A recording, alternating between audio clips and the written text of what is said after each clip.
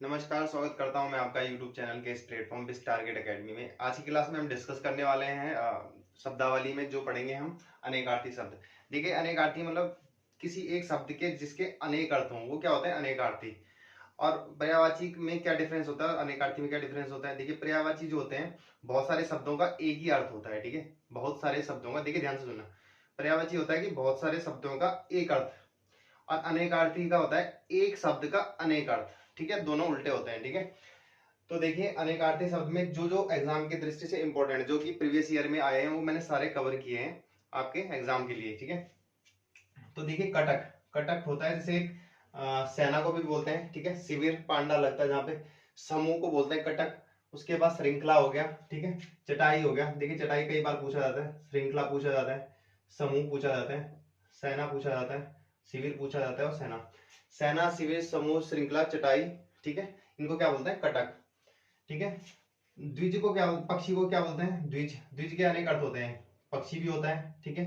दांत भी होता है द्विज। द्विज का मतलब ब्राह्मण भी होता है। द्विज का मतलब चंद्रमा भी होता है। द्विज का मतलब प्राणी भी होता है। द्विज के कौन कौन से हो गए, पक्षी, दांत, चंद्रमा, ब्राह्मण और प्राणी, ठीक है। उसके बाद केतु, केतु मतलब ध्वज भी होता है, ठीक है, यानी कि झंडा। उसके बाद एक केतु ग्रह भी है, और एक पुच्छर तारा भी है, ठीक है, धूमकेतु, अगर आपने सुना होगा, ठीक है। उसी तरीके से खर, खर मतलब गधा होता है, ठीक है।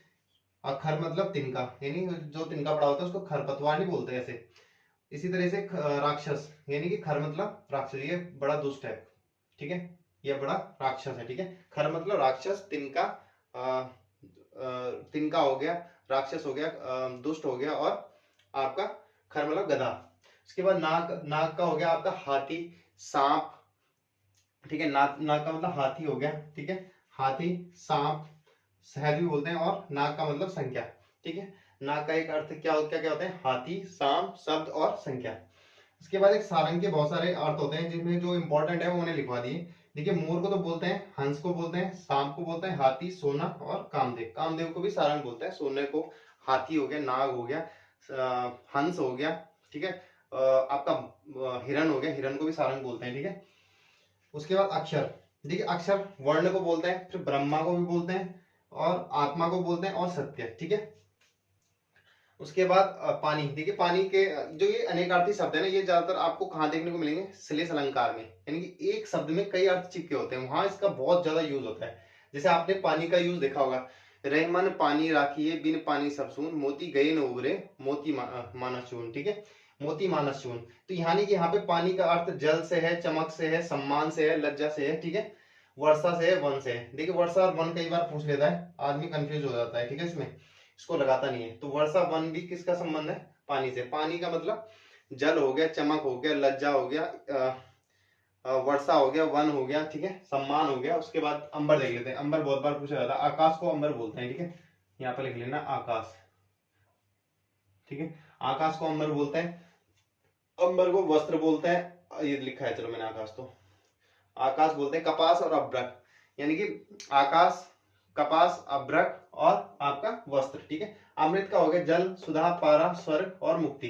देखिए, जल तो आपको पता होगा अमृत किसके समान होता है, जल के समान है। जल किसके समान होता है, अमृत के समान होता है, इसलिए जल को अमृत की संज्ञा दी गई है।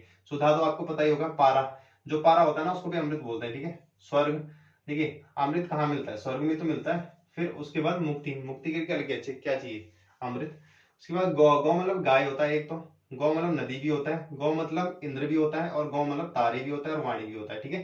तो ये आपके कनक आपने फिर पढ़ा होगा, ये यमक अलंकार में काफी इसका प्रयोग हुआ है, कनक कनकते सौगुनी मादकता अधिका है, ठीक है।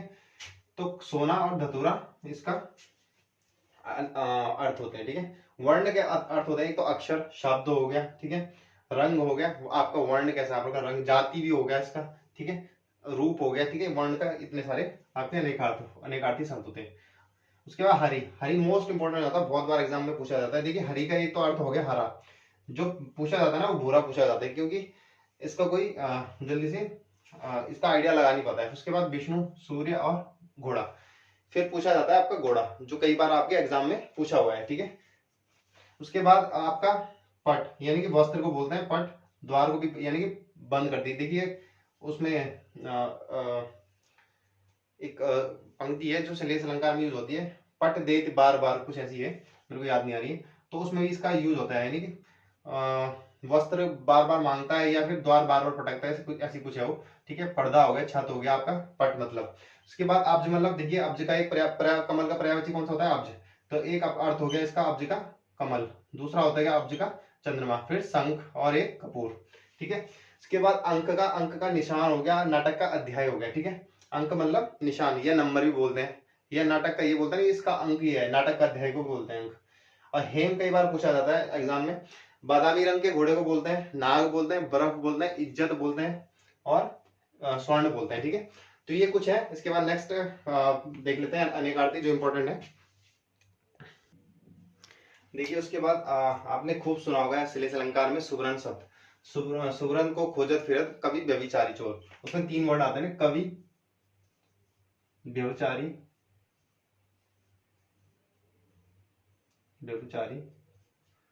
और चोर। ठीक है, ऐसा आता है ना, सुवर्ण को खोजत फिरत कवि व्यभिचारी चोर। तो जो सुवर्ण है ना, उसके 3 अर्थ निकलते हैं। एक तो कवि, कवि क्या ढूंढता है? शब्द ढूंढता है। ठीक है, कवि क्या ढूंढता है? शब्द ढूंढता है। उसके बाद और व्यभिचारी क्या ढूंढता है? वो स्त्री को ढूंढता है, भोग विलास के लिए। और जो सुवर्ण, जो चोर है, वो क्या ढूंढता है? सोना। ठीक है, तो इस तरीके से इनका बहुत ज्यादा यूज होता है श्लेष अलंकार में। ठीक है, उसके बाद रुख, रुख का आपने रुख का मतलब है चेहरा हो गया, और पेड़ को भी बोलते हैं रुख। ठीक है, सूखे पेड़ को। ठीक है, रुझान हो गए, तो कैसे रुख आ रहे हैं। ठीक है, उसके बाद खग, खग मतलब पक्षी होते हैं, तारे होते हैं, बाण होते हैं। ठीक है, खग बोलते हैं बाण को। उसके बाद कंदर्प और जुगनू, जो जुगनू होता है चमचमाता, उसको खग बोलते हैं। ठीक है, जलज आपको कमल, मोती, मछली और शंख।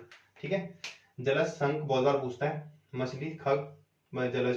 ठीक है, जल में रहने वाली। उसके बाद कमल, मोती।